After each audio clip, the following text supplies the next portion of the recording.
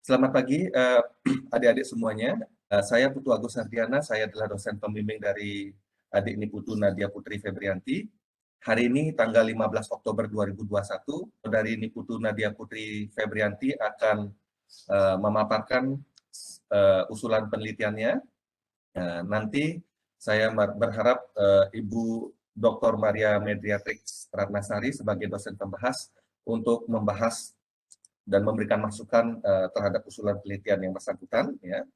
Kemudian adik-adik mahasiswa saya harapkan juga berpartisipasi menyampaikan feedback ya untuk perbaikan usulan penelitian yang bersangkutan. Oke, tanpa memperpanjang waktu lagi, saya persilahkan kepada adik Niputu Nadia Putri Febrianti untuk memaparkan usulan penelitiannya selama 10 atau 5-10 menit. Ya, silahkan, Dek.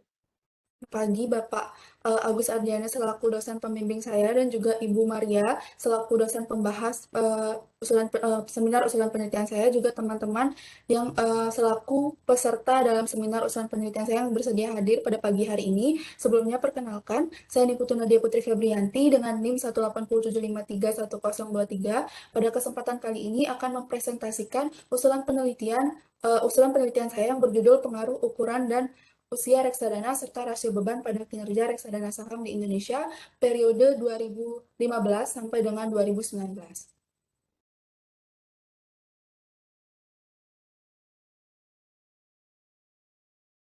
Nah, adapun pokok bahasan yang akan saya paparkan di sini meliputi bab 1 pendahuluan, bab 2 kajian pustaka, kerangka konseptual dan hipotesis penelitian, serta bab 3 metode penelitian.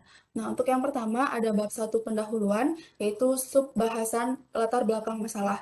Nah, jadi pada intinya penelitian saya bertujuan untuk mengetahui pengaruh dari ukuran dan usia reksadana serta rasio beban pada kinerja reksadana. Nah, adapun kinerja reksadana sendiri merupakan cerminan dari kemampuan suatu reksadana dalam memberikan tingkat pengembalian kepada investornya. Nah, adapun Asri Wahyuni 2017 menyatakan bahwa kemampuan reksadana dalam memberikan tingkat pengembalian dapat diketahui melalui penilaian kinerja reksadana.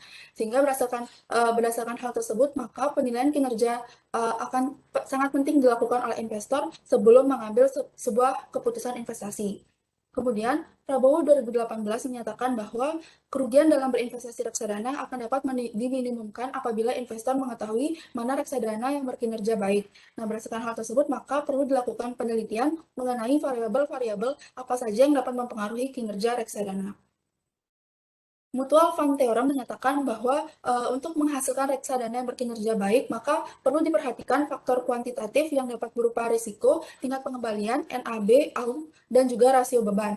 Dan juga perlu diperhatikan juga faktor kualitatif berupa usia. Nah, berdasarkan hal tersebut, maka penelitian saya akan mengoperasikan 3 variabel yang akan diteliti pengaruhnya pada kinerja reksadana, yaitu yaitu meliputi ukuran reksadana, usia reksadana, dan rasio beban reksadana. Adapun ukuran reksadana merupakan gambaran besar kecilnya suatu reksadana berdasarkan dana kelolaan. Berdasarkan penelitian yang telah dilakukan oleh peneliti terdahulu, ditemukan bahwa adanya inkonsistensi hasil penelitian terdahulu. Di mana selain itu juga banyak peneliti yang menggunakan nilai aset bersih atau NAB sebagai proksi dari ukuran reksadana, di mana menurut Pratama dan Wirama 2018 bahwa NAB kurang tepat digunakan sebagai proksi ukuran reksadana karena NAB telah digunakan untuk mengukur kinerja reksadana. Sehingga berdasarkan hal tersebut, saya tertarik untuk meneliti lebih lanjut mengenai pengaruh ukuran reksadana pada kinerja reksadana dengan menggunakan proksi Asset Under Management atau AUM. Selanjutnya, usia reksadana merupakan gambaran lamanya suatu reksadana beroperasi, di mana berdasarkan penelitian terdahulu juga ditemukan adanya inkonsistensi hasil penelitian terdahulu. Selain itu juga peneliti terdahulu menggunakan periode waktu penelitian yang relatif singkat, yaitu 2-3 tahun, sehingga saya selaku peneliti tertarik untuk meneliti kembali pengaruh usia reksadana terhadap kinerja reksadana dengan periode waktu yang sedikit lebih panjang, yaitu 5 tahun, dari tahun 2015 sampai dengan 2019.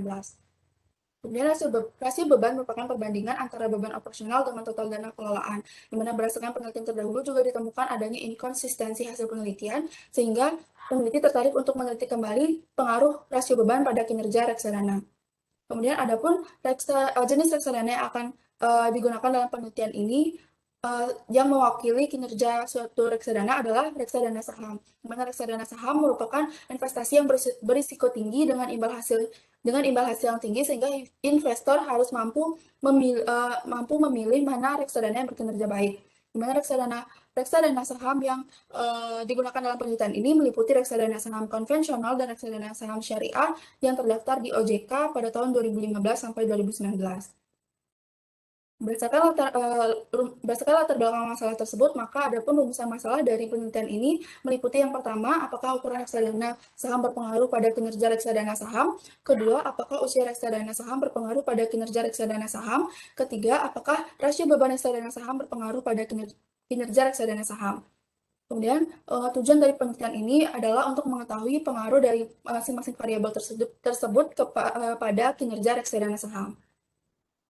Nah, untuk manfaat dari penelitian ini dapat dibagi menjadi dua, yaitu manfaat teoritis dan manfaat praktis, di mana untuk manfaat teoritis, penelitian ini diharapkan dapat melengkapi penelitian terdahulu yang melibatkan variabel-variabel serupa yang digunakan dalam penelitian ini.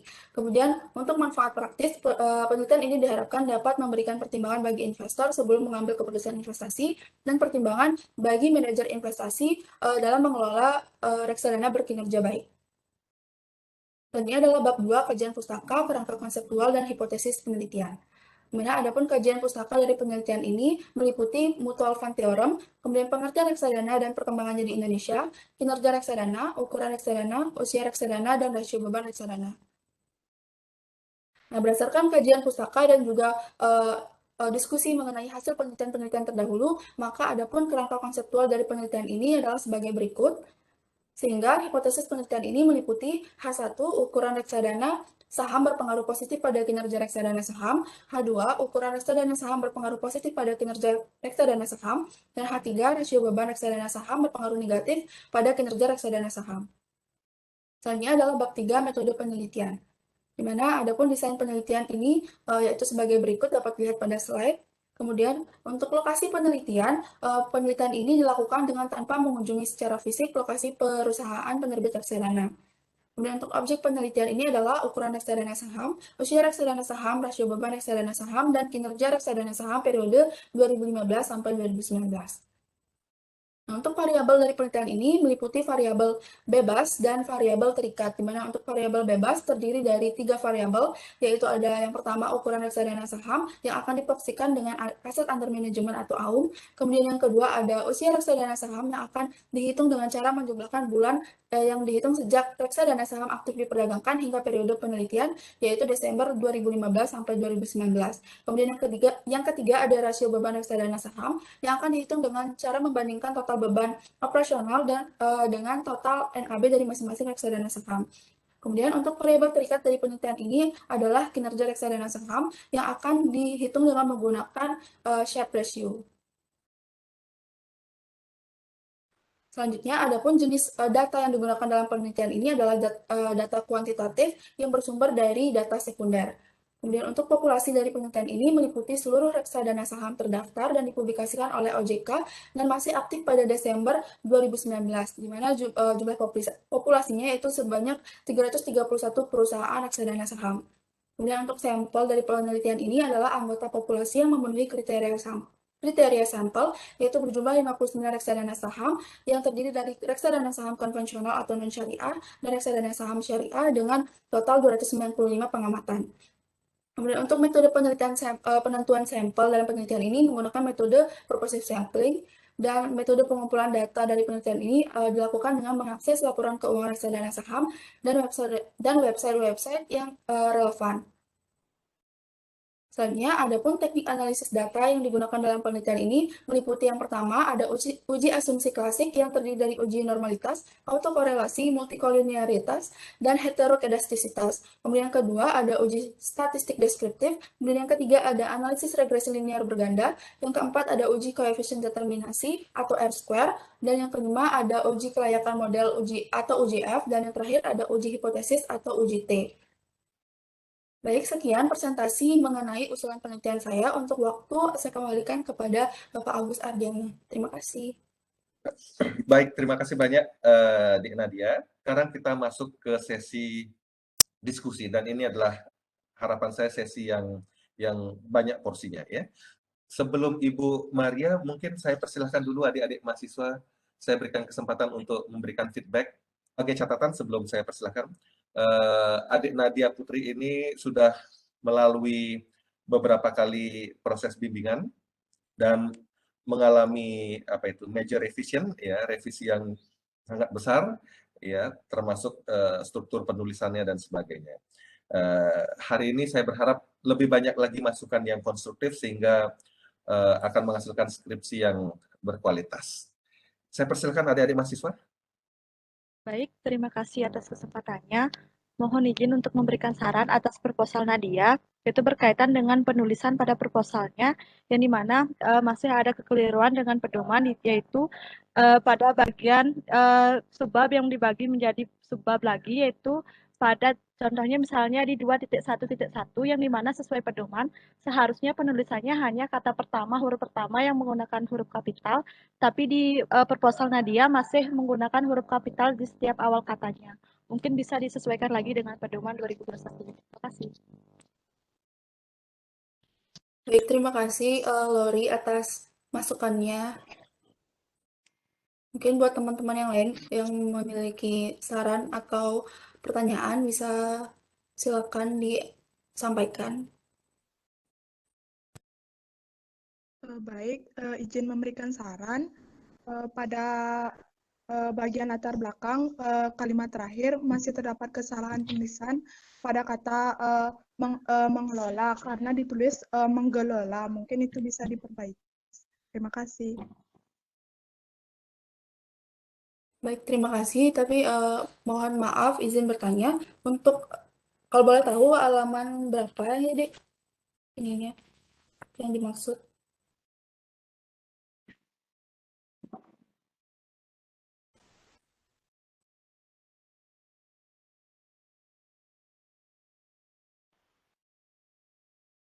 Saya kira di halaman 1 deh.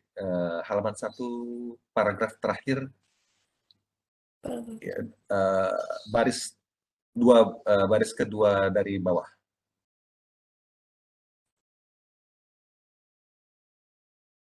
Masukan bagi manajer investasi dalam mengelola ya.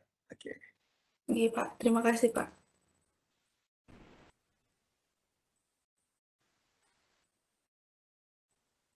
Baik, untuk teman-teman yang lain, mungkin masih ada masukan atau pertanyaan, dipersilakan.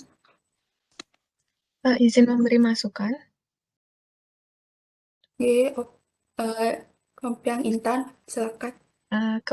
Untuk Nadia, mungkin di proposalnya setelah saya lihat dalam penulisan daftar rujukan itu belum sesuai dengan dengan yang disampaikan di buku pedoman, di mana untuk halaman itu ada penulisan dalam penulisannya untuk yang jurnal nasional ada halaman hal dan juga untuk jurnal internasional PP begitu yang itu belum dicantumkan sehingga mungkin dapat diperbaiki kembali nantinya sesuai dengan pedomannya Nadia. Terima kasih. Baik, terima kasih Kompiang Intan atas masukannya. Untuk teman-teman yang lain, mungkin masih ada. Mohon izin untuk memberikan saran. Ya, Jadi silakan. setelah saya baca dari usulan proposalnya masih ada kekurangan, masih ada kekeliruan untuk pada halaman 14 dan 15 itu perlu diisi tanda koma sebelum kata serta, dan pada halaman 31 perlu diisi tanda koma sebelum kata dan. Sekian yang bisa saya sampaikan. Terima kasih.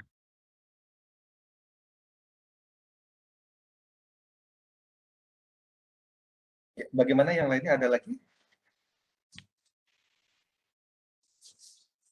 Dari adik-adik mahasiswa yang lain? Yang saya catat, ya silakan dilanjutkan. Mohon izin memberikan saran, Kak, untuk halaman 14, penggunaan konjungsi namun. itu kurang tepat karena konjungsi namun itu diletakkan di tengah kalimat. Saran saya bisa menggunakan konjungsi tetapi yang memiliki makna yang sama. Sekian, terima kasih.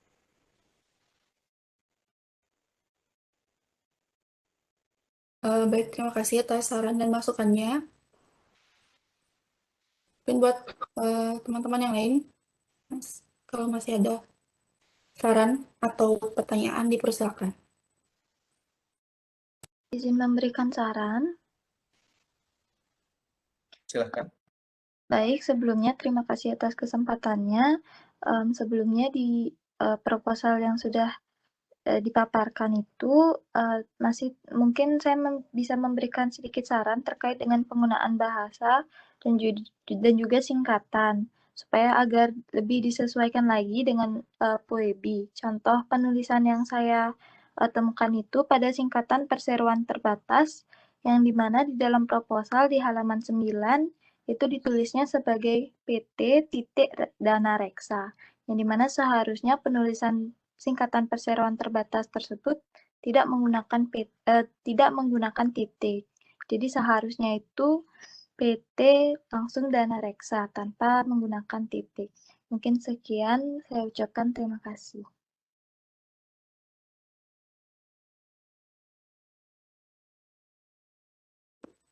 Baik, Dik, terima kasih masukannya.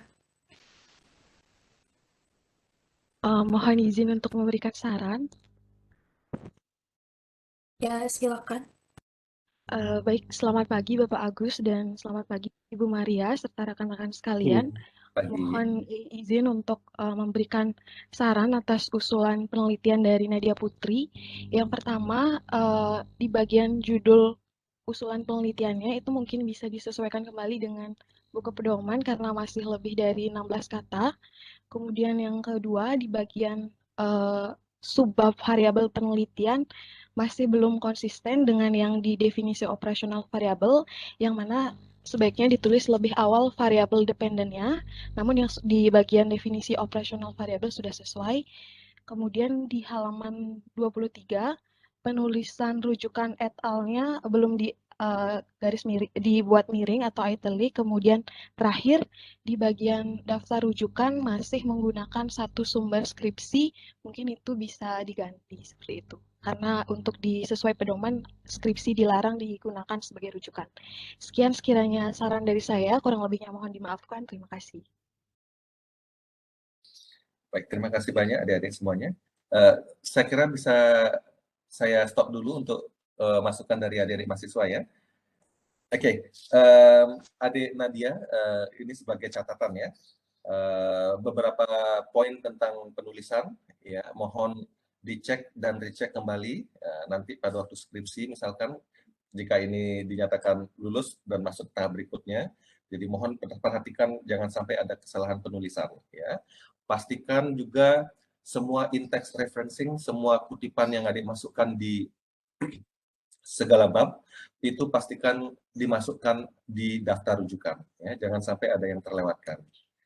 Oke, dan poin berikutnya perhatikan buku pedoman, bagaimana cara menulis skripsi termasuk dengan struktur yang diharapkan oleh buku pedoman ya.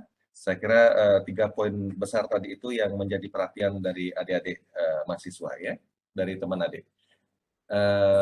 Ada lagi adik mahasiswa sebelum saya persilahkan Ibu Maria sebagai pembahas? Kalau seandainya ada, mohon dikirimkan masukannya dari melalui chat ya. Jadi ya, jika adik-adik mahasiswa ada yang ingin memberikan feedback lagi, silahkan di menu chat itu disampaikan. Baik, adik-adik semuanya, sekarang saya berikan kesempatan kepada Ibu Dr. Maria Medriatrix Ratnasari sebagai pembahas untuk memberikan masukan kepada adik Nadia Putri. Silakan Ibu. Ya, terima kasih Gus atas kesempatannya. Nadia, selamat ya. Sudah berani untuk maju proposal. Terus terang ini juga sebuah topik yang baru sebenarnya selama saya jadi pembahas dan pembimbing terkait dengan reksadana ini. Saya juga ngucapin selamat untuk kamu karena topiknya lumayan menarik. Mungkin juga berkat bimbingan Pak Agus ya. Sehingga tidak semua hanya mencari emitennya saja, tapi sekarang yang terkait dengan sahamnya, kan gitu, instrumen keuangannya. Yang pertama, saya ingin konfirmasi ulang ini sebenarnya. Tadi Nadia sudah menjelaskan adanya riset gap dari penelitian-penelitian sebelumnya. Yang ingin saya konfirmasi itu adalah di mana sebenarnya posisi penelitian Nadia ini. Posisi penelitiannya di mana dibandingkan dengan yang sebelum-sebelumnya? Mohon izin menanggapi Bu untuk Silakan.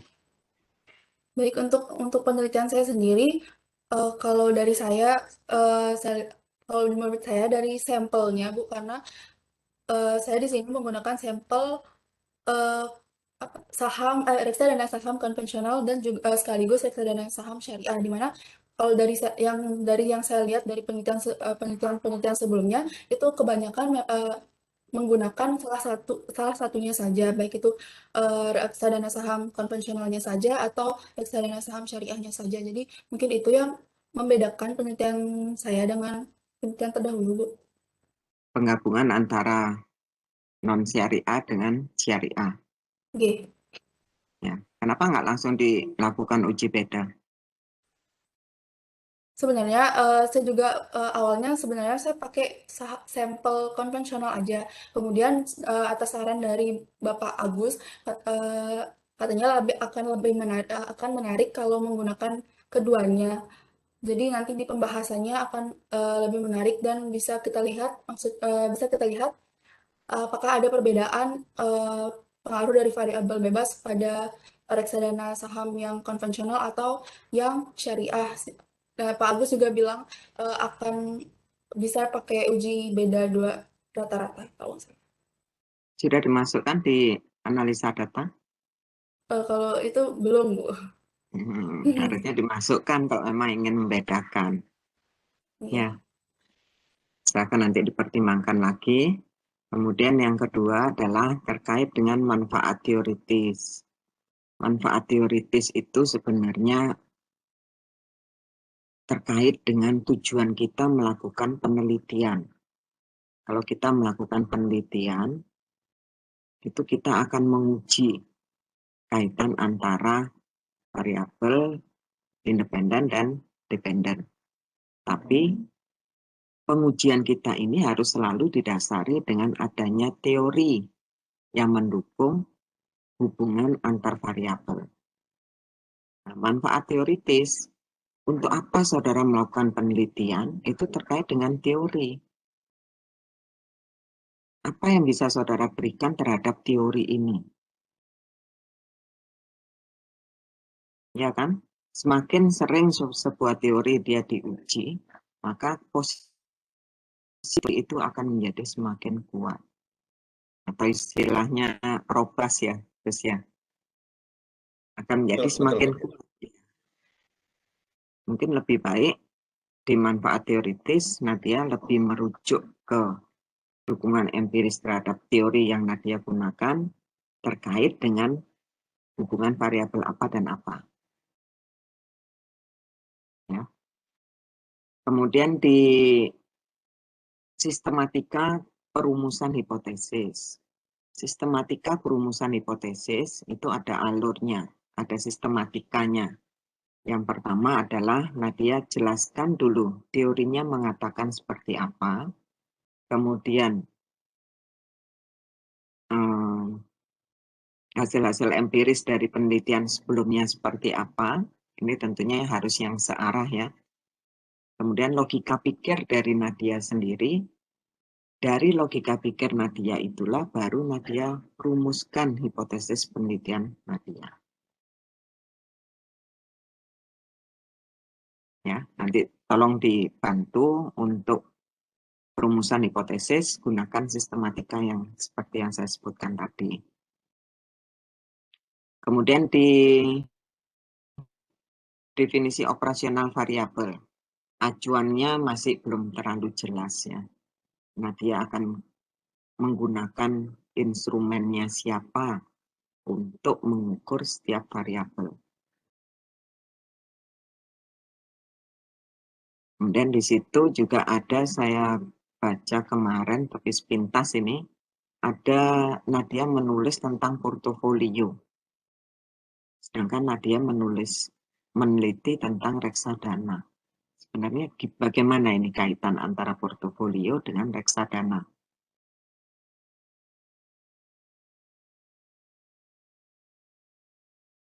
Mohon maaf Ibu untuk yang portofolio itu kira-kira di halaman berapa nih Bu Kalau nggak salah di definisi operasional itu, definisi? Pak dicek lagi nanti. Yang saya tahu portofolio itu adalah gabungan kan, investasi gabungan yang dilakukan oleh seorang investor.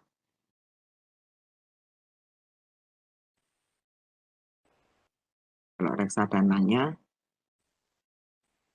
dalam persepsi saya yang saudara teliti ini adalah yang individu kan. Mungkin nanti bisa dicek lagi ya. Kemudian untuk rasio beban reksadana saham, itu gimana caranya Nadia untuk mencari datanya? Kalau untuk rasio bebannya itu carinya dari prospektusnya Bu, dari laporan keuangannya. Tapi saya sempat coba cari datanya, memang sedikit susah mencari prospektus yang lama gitu Bu. Jadi mungkin nanti saya coba cari lagi. Soalnya kalau di website-website itu dia untuk beban operasionalnya itu lebih ke persentase berapa persen dari NAB misalnya seperti itu. Jadi tidak secara gamblang berapa jumlah beban operasional reksadana ini pada tahun ini gitu. Jadi mungkin nanti saya coba Sudah ada data yang dalam bentuk rasio. Untuk data yang dalam bentuk rasio ada untuk expense maksud saya untuk beban rasio beban itu sebenarnya ada Bu di Ya, di sudah ada itu. di websitenya udah ada langsung dihitung kira-kira kalau dipakai yang langsung sudah terhitung seperti itu bisa atau bagaimana ya Bu? Soalnya awalnya saya maunya nyari data kayak data rumusnya itu Bu, kayak beban operasionalnya saya cari, habis itu NAB tahunannya dari prospektus. Tapi setelah saya coba cari prospektus yang tahun-tahun, maksudnya tahun 2015, 16, 17 itu sedikit susah untuk ditemukan. Adanya itu cuma prospektus yang terbaru gitu Bu. Itu sepertinya untuk prospektus itu harus hubungi ke OJK-nya. Mereka bisa mengeluarkan, tapi saudara harus hubungin ke sana. Ada kemungkinan sepertinya harus beli itu, beli data. Kalau nggak salah dulu ada beberapa teman yang ada mencari data itu terkait dengan kepemilikan saham kalau nggak salah. Coba nanti dihubungin berapa persen yang memang dia ada. Bisa ditanya juga ke Pak Gung Suaryana coba. Gitu. Atau Bu Dwi Ratnadi dulu rasanya sempat dia beli juga. Kalau misalnya nggak ada ya bagaimana? Harus ambil itu kan, penelitian saudara kan harus selesai. Iya. Anggap aja udah kita percaya dengan apa yang mereka, informasi yang mereka sajikan. Kemudian jumlah reksadana, populasinya tadi di PPT sudah ada ya, sudah disajikan, tapi di proposalnya belum Nadia. Oke, nanti bisa ditambahkan. Terkait dengan dengan teknik penyampelan di poin 1 harus dalam mata uang rupiah. Kalau dalam mata uang asing kenapa tidak boleh? Soalnya saya mikirnya nilai tukarnya itu Jadi kayak Pokoknya nilai tukar. Jenis data saudara semuanya dalam bentuk rasio. tidak, Bu. Yang terkait dengan mata uang ini apa? Rasio beban. Rasio beban kan rasio. Ada beberapa data yang menggunakan dolar gitu, Bu, kayak NAB. Ya, kalau dia menggunakan dolar, tapi kalau data yang Nadia gunakan, indikatornya atau pengukuran variabelnya dalam bentuk rasio atau perbandingan, saya rasa nggak masalah kan, meskipun dia dalam mata uang asing. Kan dia tetap dalam rasio nanti, tidak dalam mata uangnya.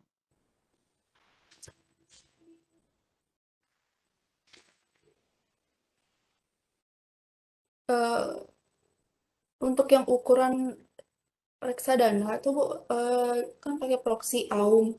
Jadi kalau pakai dolar,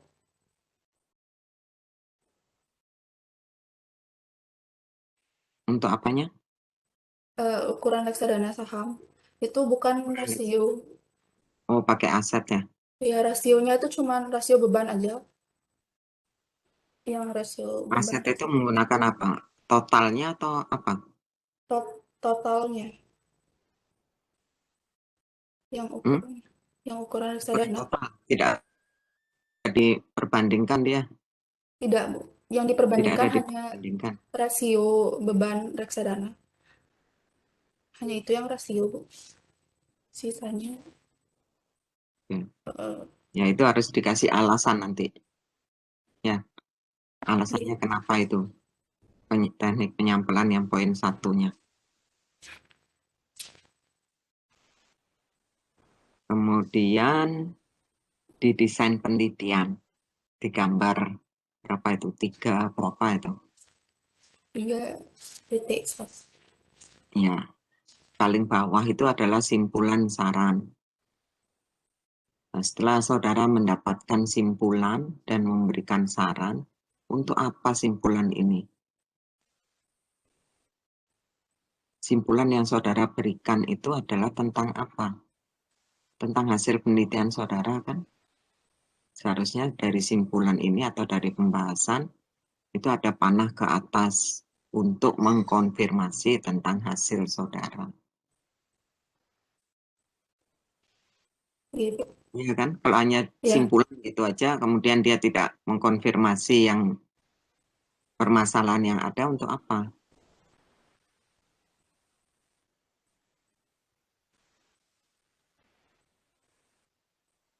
Ya, nanti tolong ditambahkan. Kemudian ada beberapa hal itu nanti bisa didiskusikan dengan Pak Agus bagaimana sebaiknya. Saya rasa dari saya cukup itu, Pak Agus. Terima kasih. Ya, baik, terima kasih banyak Bu Maria. Jadi setidaknya ada 3 poin penting ya. Tadi ada banyak, tetapi kalau saya ringkas lagi. Yang pertama, adik harus meng-clearkan posisi penelitian adik. Jadi adik tadi sudah berusaha untuk mengidentifikasi research gap ya. Ada tension antara penelitian terdahulu ya, yang satu dengan yang lainnya. Ada yang bilang positif, pengaruhnya negatif, tidak berpengaruh dan sebagainya. Tetapi sebaiknya tidak cukup sampai di sana pernyataannya. Oke. Menampilkan bahwa penelitian terdahulu ada variasi hasil penelitian, oke. Tetapi lebih dari itu ya. Adik harus menyatakan secara tegas di mana posisi adik, seperti yang tadi Ibu Maria sampaikan. Ya, justifikasi kemudian, ya, mengapa adik kemudian berada di pihak tertentu itu, yang menyatakan itu pengaruhnya positif misalkan.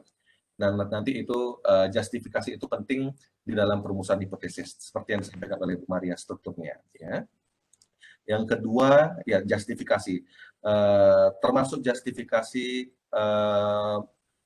misalkan mengapa kriteria-kriteria ini yang digunakan, gitu ya. Mengapa dalam satuan mata uang asing selain rupiah tidak dimasukkan dalam kriteria pengambilan sampel. Harus ada justifikasinya. Ya.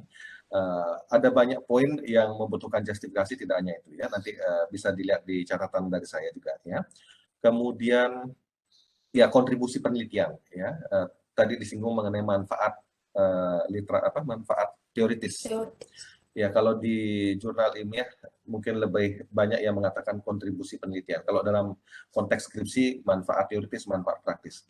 Jadi kontribusi terhadap literatur, terhadap teori itu menjadi apa ya, concern dari reviewer biasanya ya. Seberapa besar ini ya kontribusi penelitian ini terhadap literatur yang ada atau terhadap teori kemudian praktisnya. Biasanya itu mempengaruhi tingkat acceptance di jurnal ilmiah. Jadi kalau saya mencoba mencerna apa yang adik ingin teliti, gitu ya, adik pernah dalam beberapa bagian menyebutkan kalau penelitian terdahulu mengukur ukuran reksadana adalah dari NAB-nya, betul ya? Sedangkan adik ingin menelitinya dari atau ya mengukurnya dengan cara yang lain. Dengan AUM kalau nggak salah ya, betul ya?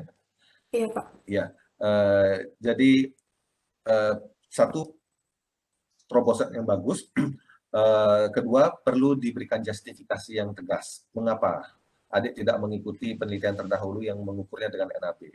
Lagi-lagi justifikasi ya. Mengapa AUM? Ya. Kemudian ini bisa menjadi poin di dalam kontribusi riset adik. Ya.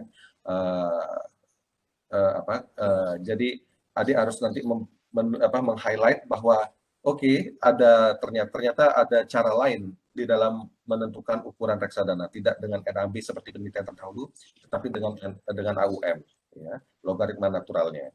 Jadi itu bisa menjadi kontribusi penelitian adik terhadap literatur yang ada. Ya. Kemudian coba koneksikan, hubungkan dengan bagaimana ini bisa menjadi kontribusi terhadap teori. Mutual fund theorem. Iya, jadi seperti itu. Jadi selalu koneksikan, hubungkan dengan teori yang adik gunakan, gitu ya. Saya lihat juga ada beberapa typo, sepakat dengan adik-adik mahasiswa yang lainnya ya. Jadi mohon diberikan perhatian terhadap penulisan ya. Termasuk penulisan di definisi operasional, penulisan rumus-rumusnya ya. Sekedar catatan bisa coba dicek misalkan halaman berapa itu. Yang rumus-rumus itu ya. Iya, Pak. Misalkan halaman 24. Ya. RT, rata-rata tingkat pengembalian reksadana saham, mungkin dikasih huruf I, T gitu ya. Karena ini datanya data panel ya. Kemudian NAB bukan hanya T, saya kira NAB I, T, kemudian NAB I, T-1 gitu ya. Dibagi dengan NAB ini bukan NAB-1 ya, saya kira NAB T-1 maksudnya ya. Jadi NAB I yaitu reksadana ke I ya di dalam observasinya, T-1. Saya kira menyebutnya T-1 di sini maksudnya ya. Jadi tambahkan huruf I, T atau I, T-1. Jadi ini menunjukkan bahwa data adik nanti adalah data panel, gitu ya. Ada urutan waktunya, kemudian urutan reksadananya, gitu ya. Ya begitu juga dengan ini risk-free rate-nya, proksi dari suku bunga bebas risiko. Saya kira ini ditulis ini ya. BI rate, ini kan sigma BI rate gitu ya. Apa yang dijumlahkan? Jadi ya BI rate mungkin ini ada ditulis di sampingnya itu T ya, huruf kecil di bawahnya itu ya. Jadi BI rate untuk tahun sekian sampai sekian kan gitu ya yang dijumlahkan. Begitu juga dengan ukuran reksadana saham ya, logaritma natural dari AUM I, T ya. Yang ya itu nanti dikasih tahu di bawahnya keterangannya I itu apa, T-nya itu apa ya. Dan seterusnya. Ya, saya kira itu juga harus jadi perhatian ya. Kemudian halaman ketidakkonsistenan penulisan in text referencing, mengutip sumber tertentu di dalam teks ya. Misalkan di halaman 8 itu adik gunakan tanda dan itu ya. Tanda dan halaman 8 kalau nggak salah. Coba saya search dulu. Ya. Iya, halaman 8. Kana, kemudian ada tanda dan, Kuldorf 1999. Sedangkan yang lain, di bagian yang lain untuk menyebutkan dan, adik tulis DAN, dan. Gitu ya. Nah, hal ini juga perlu mendapatkan perhatiannya, konsistensi. Sekali lagi juga cek bagaimana buku pedoman skripsi menyarankan penulisannya. Okay. Ya, saya kira semua sudah disampaikan oleh adik-adik mahasiswa, kemudian Ibu Maria juga membahasnya dengan sangat bagus ya, memberikan masukan yang konstruktif untuk perbaikan usulan penelitian ini dan nanti skripsinya. Ya. Bagaimana Ibu Maria dan adik-adik mahasiswa yang lain? Ada tambahan lagi? Atau Saya sambil cukup. menunggu? Ya, cukup ya. Adik, ya, kalau adik Nadia mungkin ada yang mau diberikan klarifikasi lagi. Oh ya, satu lagi ya, mengenai ini ya, konvensional dan syariah, mohon maaf.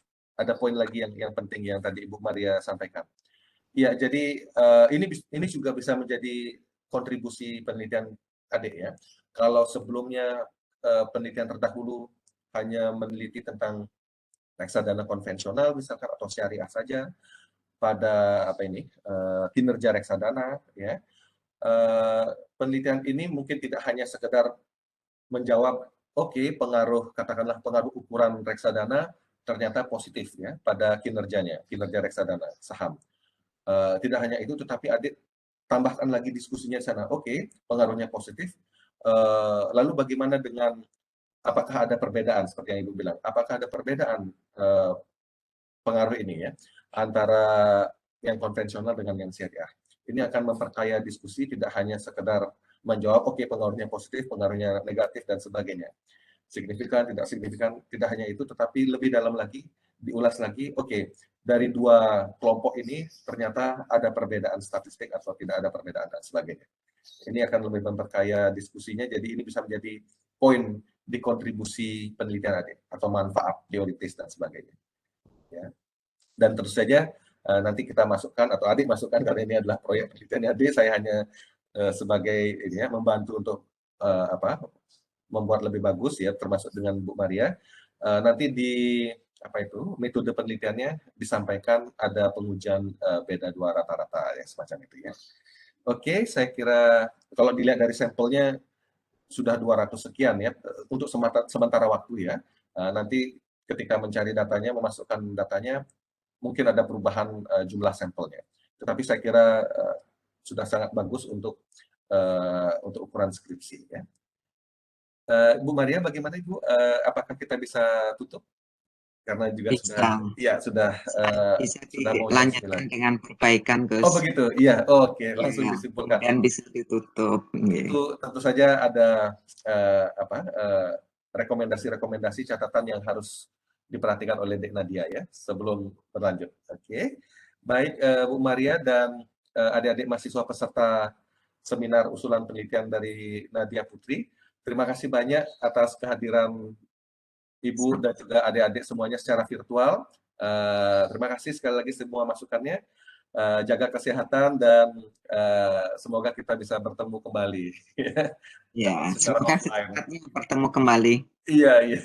Asal Nadia cepat menyelesaikan. Iya, dan adik Nadia cepat selesai skripsinya ya. Dan adik-adik yang lainnya segera menyusul seminar kemudian skripsi selesai. Ya, terima kasih banyak Ibu dan para peserta seminar UP ini. Sampai bertemu lagi di kesempatan berikutnya. Terima kasih.